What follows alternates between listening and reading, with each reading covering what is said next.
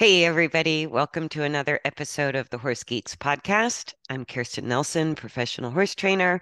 And with me once again, my good friend, Deb Romero, certified Alexander Technique instructor. So today's topic is self-awareness equals choice. What the heck does that mean from your perspective, Deb? I for me, I think we forget that we have choices. That if we're more aware of where we are in time and space, there's more options than we think we have. Regarding Just movement or movement, anything? thoughts, um, where we're going, Mm, perceived thoughts, things like that. even perspectives, I would say. Yeah. Yeah, so to me, self-awareness, like we've talked about many times, is when we take that pause moment. Hmm. It's like in that moment of pause, doing an internal inventory, whether it's what am I feeling, what am I thinking, or how am I organizing my body, Yeah. right? And sort of by definition, habits of movement, let's say, or we could Mm, even say habits of thought. Maybe yes. we're habitually cranky. Maybe we're habitually pessimistic, right? Or maybe we're habitually sort of, um, oh, I don't know, always looking at what the problem is instead of looking for Uh, solutions. we've I talked couldn't, about I that couldn't before. quite Yeah. find the right words for that, Yeah. but yeah, that sort of a habit of thinking or a habitual emotional state, or even like in your specialty how we move every day. Hmm.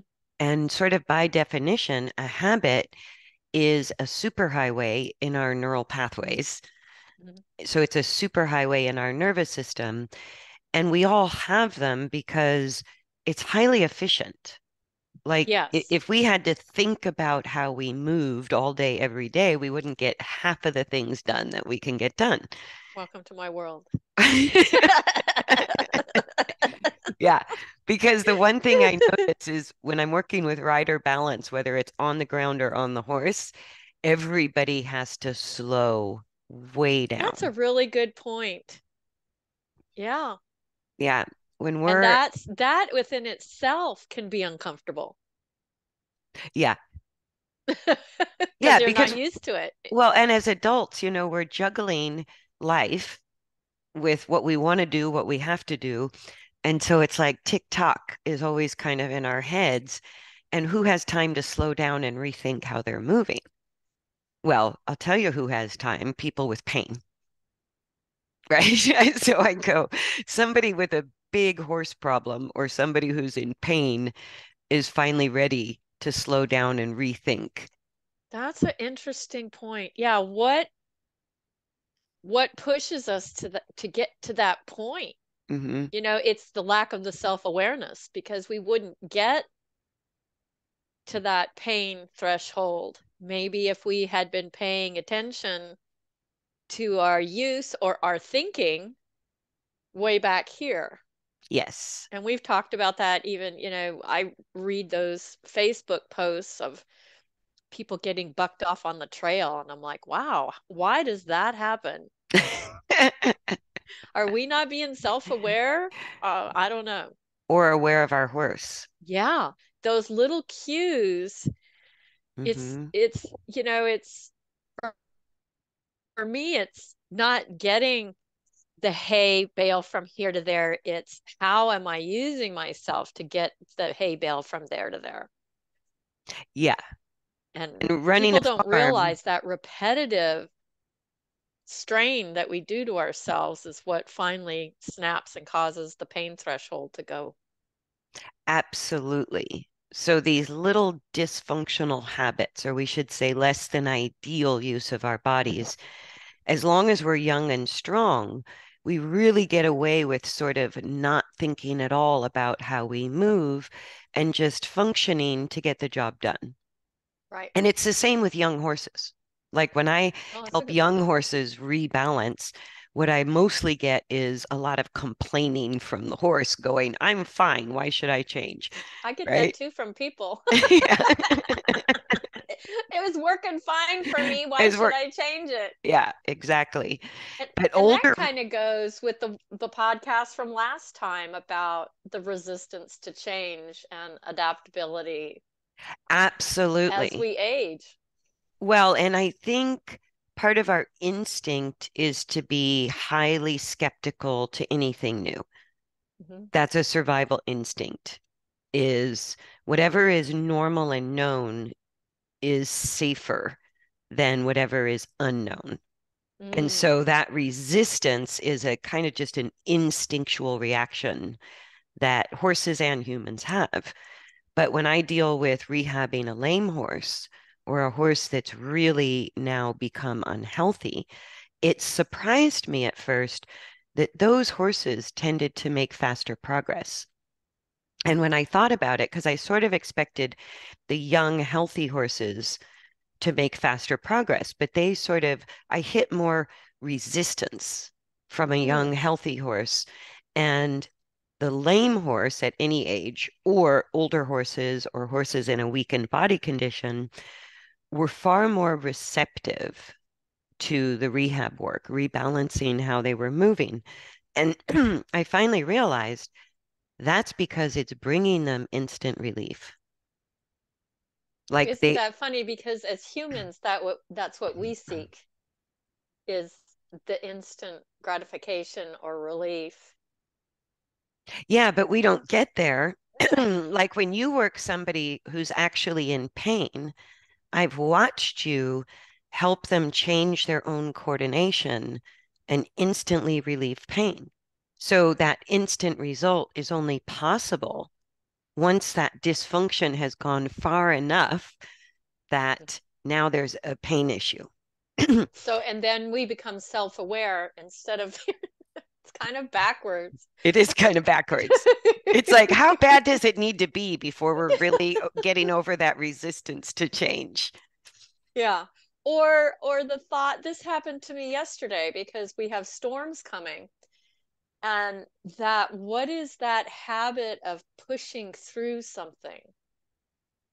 Even though you're aware, um, pushing through the pain, that whole saying within itself. What do you mean? You have storms coming and you're pushing Yeah, and through so I'm out pain? there weed whacking and Oh, mowing and my yes. body's going, you really need to stop. Yeah.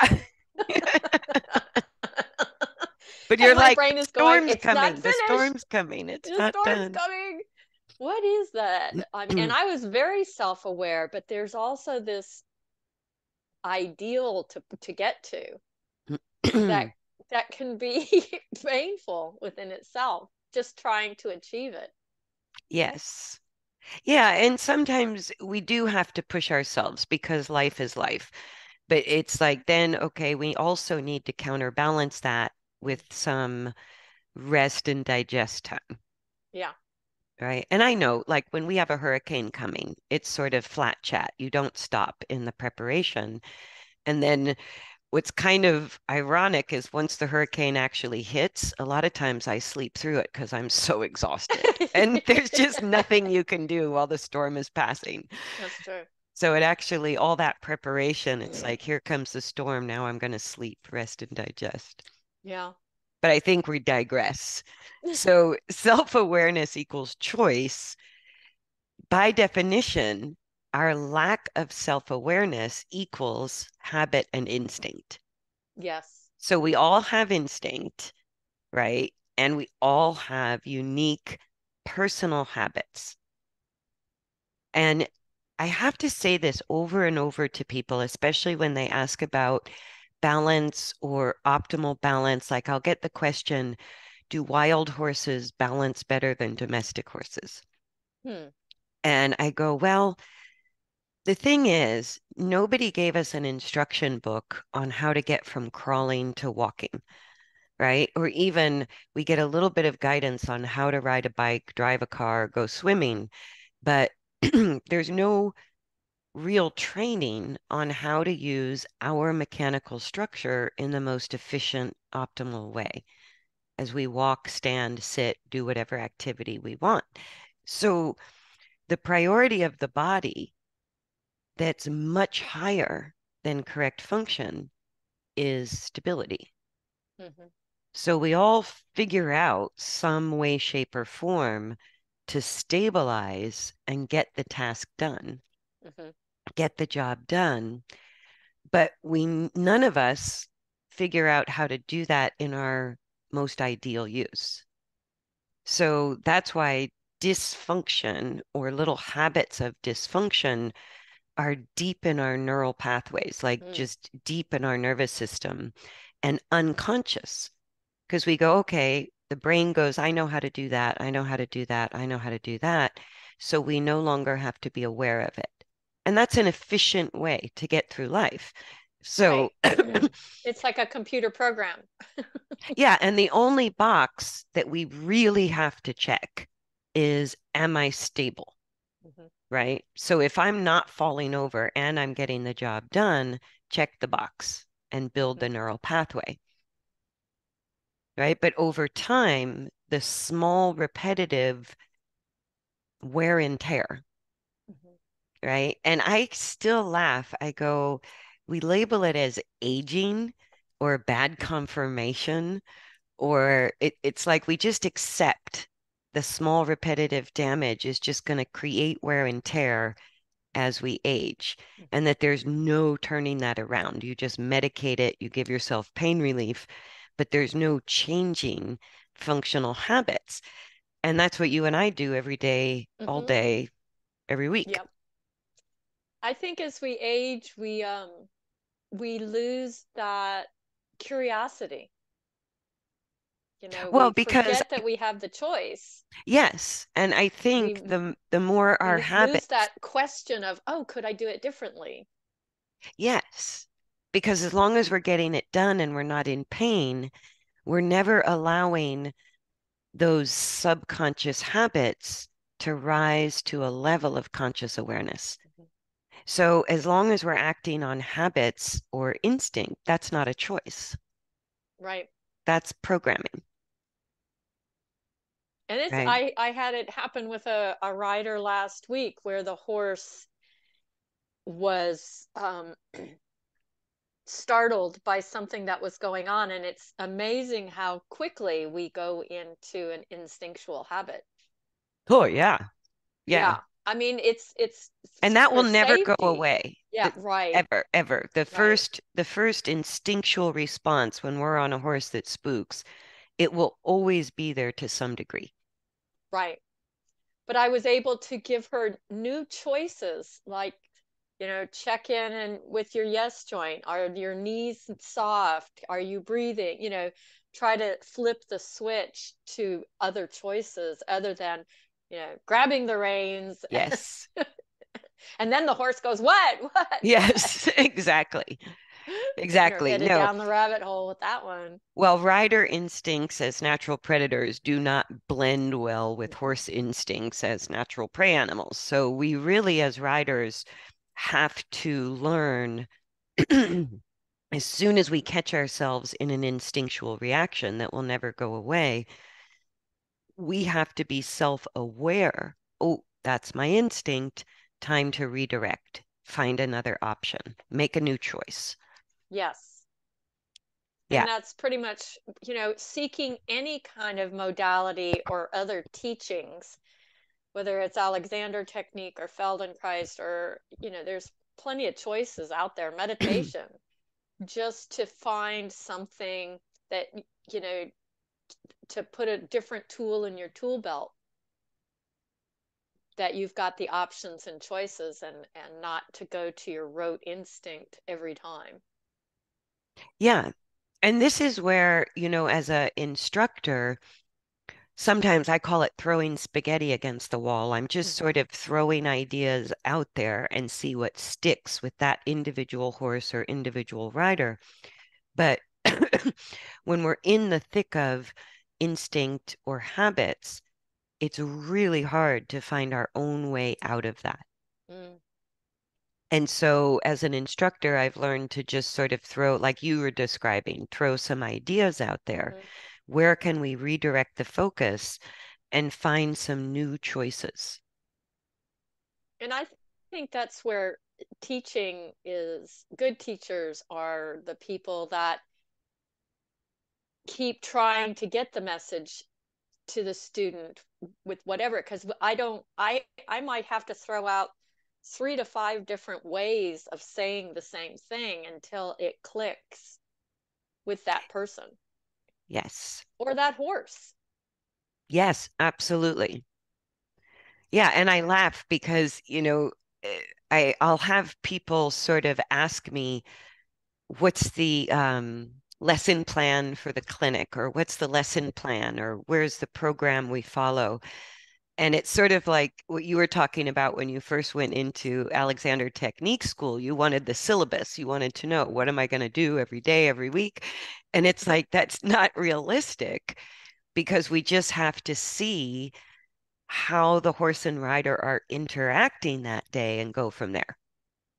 Yeah, I pretty much, if I'm going to teach somewhere, I always have a set of ideas and goals, but it's always can be interrupted by who I'm working with.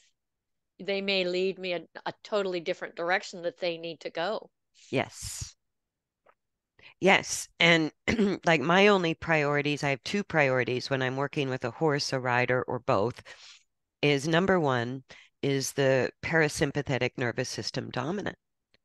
And it's so interesting. I would say when people are stuck in the sympathetic nervous system, that's when we get more resistant to change, like we talked about Mm, that process of yes. change.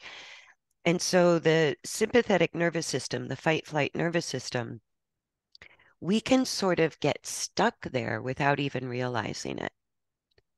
Yeah. And we get more resistant, we get more entrenched in things that don't necessarily feel good to us, even, right? Or feel, Yeah, it can be very damaging. yeah, or not even a fun experience. Hmm. So I'll see a lot of times a relationship with a quote unquote difficult horse and the rider, and they're both sort of stuck in this action reaction um, game where the fight flight nervous system is still dominating both bodies and not even aware of that. So I have to sort of navigate my way in because I really believe to get to that conscious control that we need to change physical habits, if we're not dominant in the rest, digest, parasympathetic nervous system, it's not possible. Like I go, I it's completely just not agree. possible. It's kind of like the same thing with kids in a school setting. If they're in fear mode the entire time they're in school, there's no way learning's going to take place. Or you can even think of it down to a muscular level. If you're tensing and you're not aware that you're tensing, there's no way you're going to be able to move Right, or take in information if you're locking and tense and in that fight or flight. right. Well, and even if we're in fight and flight, our sort of visual and mental focus is outward and away from us, Hmm. assessing threat. And so only in dominance of the rest and digest nervous system, parasympathetic, can we sort of turn our eyes, so to speak, inward and allow some of these instinctual reactions or unconscious habits to bubble up to our conscious awareness. Hmm. And that's where choice lives. So Right. whenever I encounter a horse and rider, if I see that the first issue is that both one or both is not aware that they're dominant in the sympathetic nervous system, then that's the first thing I sort of throw ideas out there and go, how do we navigate our way out of here? What do we Right. need to do to just calm the energies, shift nervous systems, either in the horse, the rider, or both, so that then we actually can have some choices.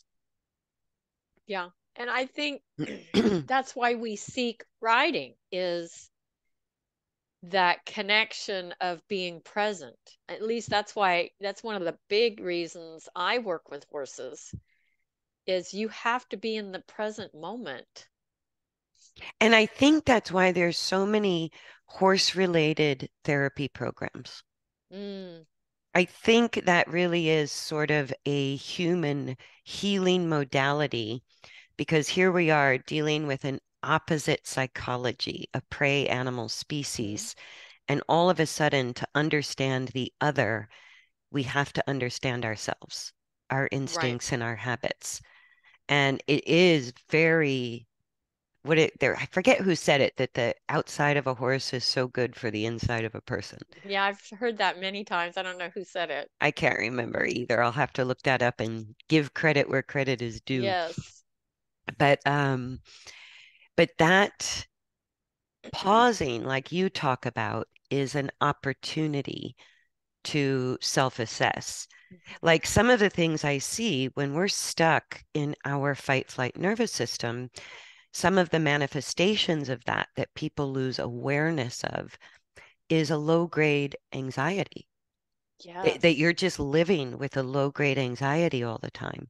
And when I Or, see that in a body, it's that, the shoulders might be going up, and the yeah, rider might, there's body sensations that are going on with that thought. it's physiological. Yeah. Yes. Our posture changes, our muscle use changes, all of our autonomic functions change. Mhm. The hormones we release are different. And even the part of the brain that we're able to access is different between dominance of the two nervous systems. And so I think that pausing long enough to even ask ourselves a question, and this goes back to sort of finding safety within ourselves, right? Mhm. Sometimes that low grade anxiety that we're living with, or we find ourselves angry all the time, or all we can do is look around our life, like even aside from horses, the ways we don't recognize that we're stuck is like chronically worrying about what's going to go wrong, chronically pissed off and angry at whether it's politics or news or the other side or the other team. It's like that kind of always like ready to boil over level of Mm. anger. And when we look at the news, like especially regarding sort of all these shootings, I go, that's somebody who's really stuck in the fight flight nervous system most of the time. And then it triggers something much bigger, but it doesn't Mhm. take much. And I go, that's Or really I know sad to me. for some riders, it comes up so quickly, the post-traumatic stress, if they've had some sort of trauma with that horse. Yeah, if they've gone off a horse and been seriously hurt. Yeah. Yes, it's very hard. It takes time and Yes. patience, and it absolutely cannot be forced or rushed or get back on the horse. You don't show him who's afraid. None of that really works because we can't authentically sort of switch dominance of the nervous system easily. And It's that's where, yeah, I it's a really see gradual people get process. stuck.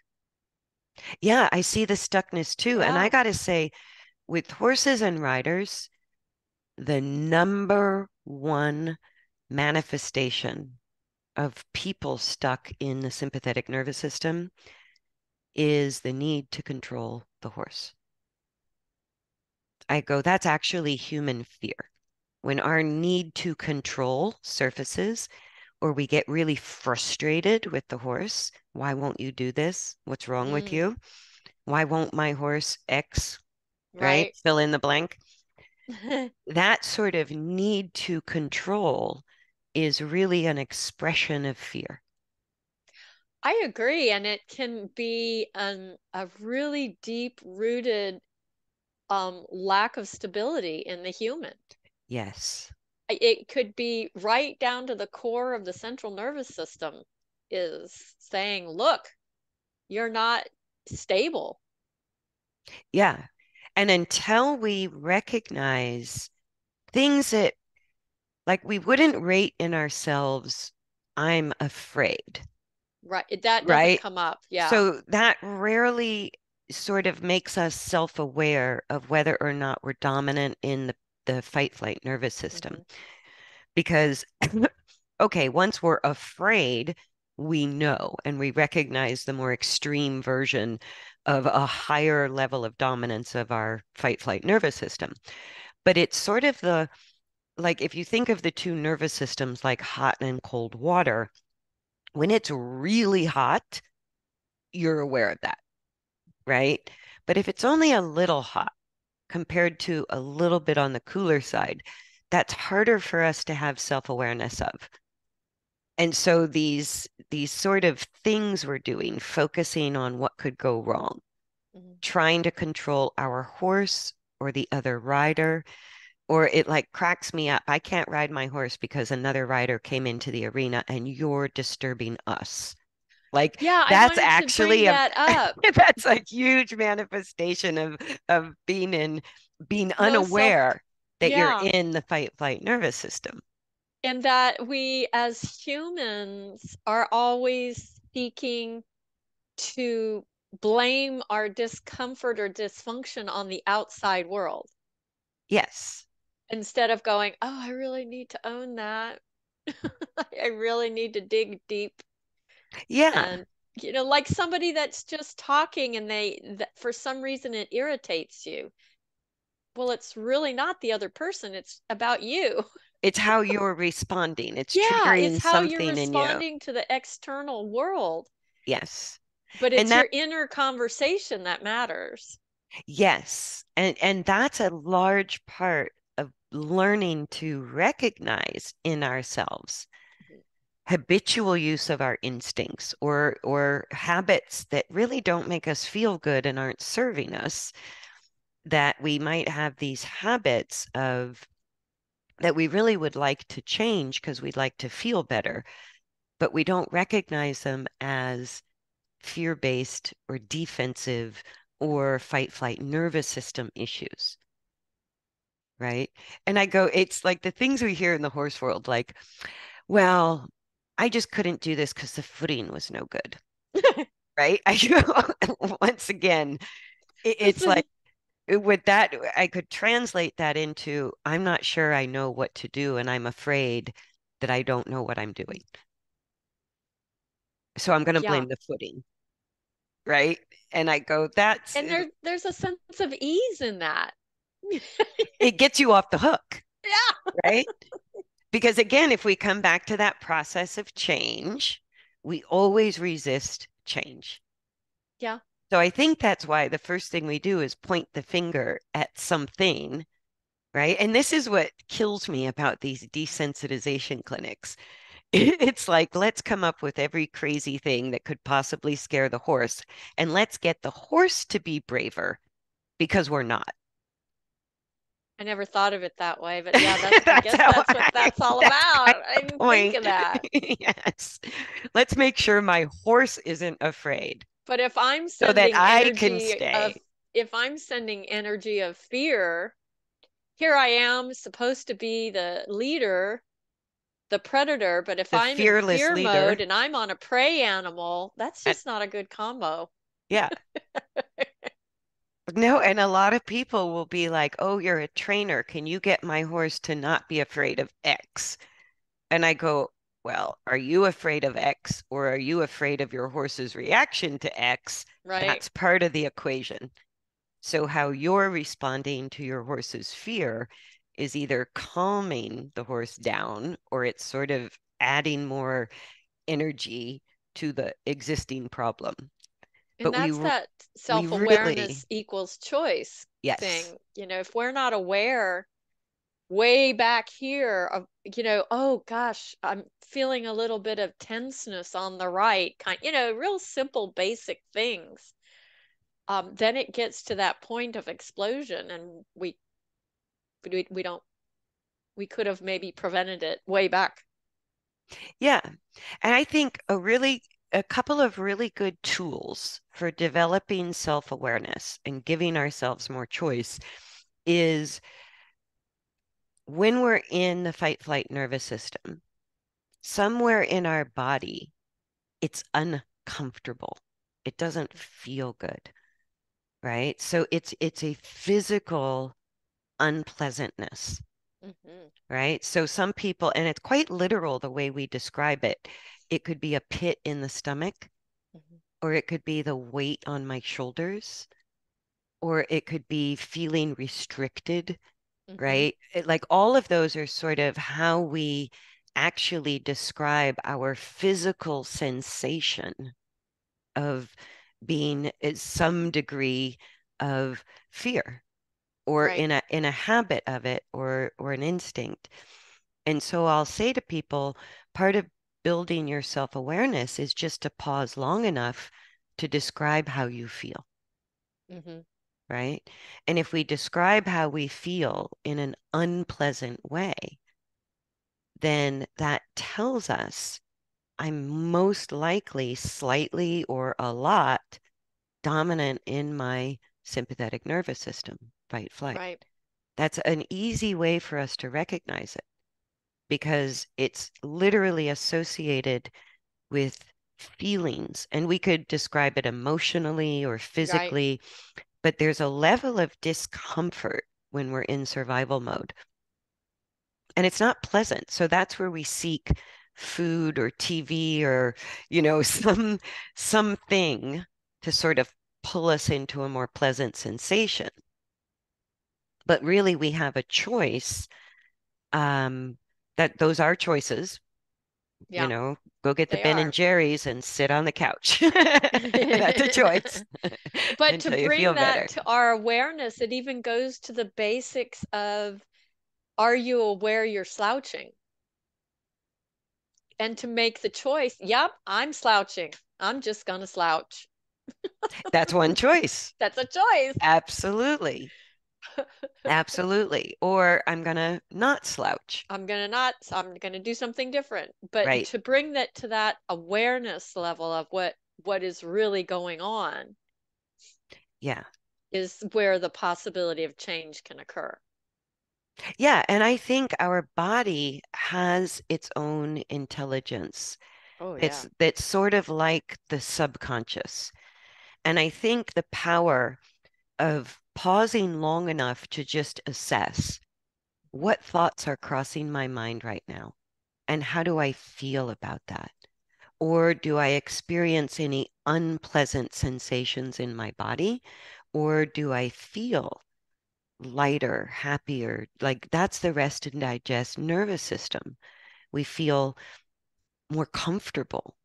We feel, and it equates with safe to various degrees, a little safe, pretty safe, very safe. But anytime we're starting to become dominant in the parasympathetic nervous system, we change our blood chemistry. We change our hormone level. Oh yeah. We Chemically change, affects us too. yeah, biologically it affects Hmm. everything. So we can recognize when we're dominant in the rest and digest nervous system by feeling pretty good, by sort of having thoughts that are more curious or creative, or suddenly, getting a flash of insight that there's a new idea or more options on the table. And so that's why choice really lives. Choice really becomes more available to us only when we are dominant and feel safe. Hmm. So if we're not aware of whether we even which nervous system is really dominating by how we feel or what we're thinking, then we really can't redirect our body to the higher function of better mechanics, better balance. Those two things are so linked to me that that's always my priority. Dealing with a horse or a rider is go, okay, let's get in this other nervous system and then we'll begin. And Yes. sometimes horses and riders are already there. So I go, okay, check the box, move on. Let's work on what we can become consciously aware of and begin to change, make different choices. And we haven't talked about this in a long time, but we both observed it that in even say those of us that have had Alexander training or something of that sort and have been riders for quite some time, it's it's very difficult to override those hunter jumper patterns that, all that inner conversation I had in my younger years of habit. You just nailed something that shocked the bejesus out of me because I've worked with Pilates trainers, yoga instructors, a few different Alexander technique instructors, um, and osteopaths. Like, I made this assumption that because people had that knowledge, that they would just ride better. And anybody who's been through traditional riding instruction already has those neural pathways, I right? know. It is so And hard to override them. yeah, It's a constant focus for me. no, and you and I went through that. I was after, your 3 years of Alexander Technique School, I expected to see you get on a horse and just be perfect. And I go, oh, there's Deb, the hunter rider. Like, why is that showing up? And Uh-huh. and and that's what was so interesting to me was in the context of off the horse, like all of these different instructors or professionals were doing a fantastic job with their balance and coordination. But especially because you had all these years of riding Hmm. instruction prior, as soon as you got back on the horse, it was like, oh, there's Deb the hunter. Nope, I Hmm. want Deb the Alexander technique instructor. Can we bring her in here? And it took a little bit of work. Yeah, it does. Yeah, because the neural pathway that we have called riding, quote unquote, is different than anything else. So it's that same thing. We have to tuck into the habit in that specific context and make Yes. changes in that context.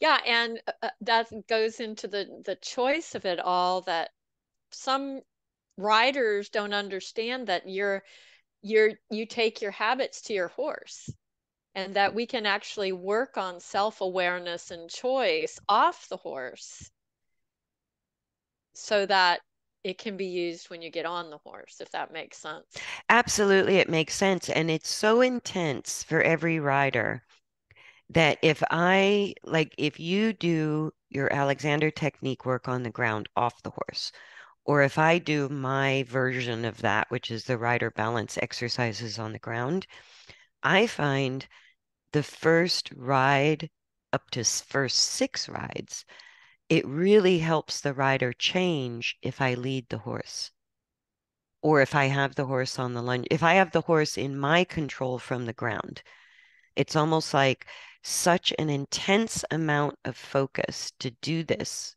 Mm. internal work that Hmm. it's very difficult to do if we're also steering and directing or worried about what our horse is doing. That sort of shift of attention onto the horse makes it harder to get back to what you're doing internally for yourself. So I I found agree. Yeah. it really helps to lead the horse around at the walk, even for high level riders, which is crazy. But it's like having to rethink, become consciously aware of our habits related to riding and make new choices consciously. You almost have to be on the horse, but not have to think about the horse. Yeah, and I can really relate to that. I think we've talked in a previous podcast of going through Alexander School because you're in the process of change dramatically for 3 years. I, my other friend in the class who was a soccer player couldn't play soccer. Yeah. I couldn't ride Yeah. because all I was just having this inner bashing conversations about Yeah. how to use myself and I couldn't figure it out. I mean, it's not instantaneous. These habits are well ingrained and you have to constantly forgive and laugh at yourself for Yeah, going back into that habit, but to have the awareness of there's a choice to do it differently. absolutely. Absolutely. And becoming aware of that is a slow process. And I think what happens is once we go through, like we talked about, I think it was the last podcast, the process of change, the more we go through the process, the more we speed up. Yep, But I where agree. a lot of times, if I'm working with like a new client, the first couple initial changes are so slow necessarily because we're just hacking the nervous system, like we're digging into default settings and we're basically reprogramming, which is not a fast endeavor. And the first couple times we do that is so slow and so mentally fatiguing Hmm. that people think that's going to be the way it goes forever. And they're like, I can't do this. This is way too much work. And I know you Yeah. encounter that with Alexander Hmm. technique. But Hmm. what I find is each time we go through it, it starts very, very slow. But the more we practice the process, the faster and easier it becomes.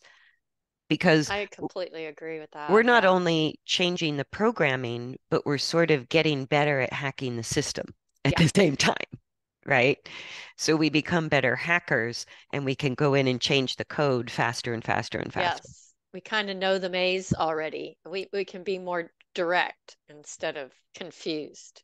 Yes, exactly. But bringing unconscious habits or even our unconscious instincts up to a conscious awareness, a conscious control where we have some choice, that is way harder than it sounds, especially the first dozen times we do it. Hmm. Yeah. And people and horses have that sort of look of exhaustion in the first initial work on that. It's just like this mental exhaustion, and maybe the actual physical work we did was walk around for an hour, Yeah. right? And that was it. But it was so fatiguing, that you couldn't do more. You couldn't do it any faster than you could do it. Yep. Like you said, the process gets shorter the Yeah. more often we become self-aware and start making different choices and allowing the choices. And I know that you recommend like working with an Alexander technique instructor. What's the minimum number of lessons in what period of time? Because you're Mm. very aware that that's exactly what people are going to go through. And I know you have kind of a specific ideal recommendation if people could do it. If people could, they normally say 20 to 30 minute sessions with maybe 2 to 3 times a week is when you're getting to a point of, oh, I get it now. And getting more comfortable with the change, Yeah, with the being able to process. come Hmm. out the other side enough times that you get the Yeah. process. Yeah. And I think for a lot of people, like we've said, it brings up a lot of emotions when we start challenging our inner Oh, yeah. habits. It could, and we have to acknowledge that. And Yes. with each layer may be a different emotion. You Yeah, may, and to be gentle with ourselves. yeah, and that's okay because that's part of it. That's all connected. It is all connected. Yeah. Yep. And it's like the more we go through that process and are really patient and gentle and compassionate with ourselves, Hmm. I find that's, people will say to me all the time, I'll ask their goals, and their goal is, I just want to deepen my relationship with my horse. Mm. And I always kind of smile because I'm like, are you ready? Yeah, Like, that's a lot more than what you might think it is. it's like big difference. Yep. Yeah. And when we are kind and compassionate and experience the challenge of changing in this way, it does actually deepen our relationship with the horse. We start to understand and have more empathy for what the horse is going through. And that to me is how we really develop a much deeper relationship with our horses or any animal, really, is when we have a firsthand experience. Because Yes. otherwise, we can't imagine how difficult it is to do something that on the surface seems so simple Right. Like until getting we do from it. A to B. Yeah, It's not that simple. it's not that simple. It's harder than it sounds. All right, so I think we'll wrap it up. Yeah, anything you want Yeah. to add? Yep. Or I think that's good. That's good. All right. All right. Thanks for joining us, everybody, for the Horse Geeks podcast. Please like, share, and subscribe. And welcome to the new subscribers on YouTube. That's been growing steadily and Yay. it's very appreciated. Please comment. And I think Deb and I sometimes run out of ideas of what to talk about. So Oh yeah, we please love feel free ideas. to comment on anything you would like to hear discussed. Thanks so Yes. much, and we'll see you next time. Bye, everybody. Bye.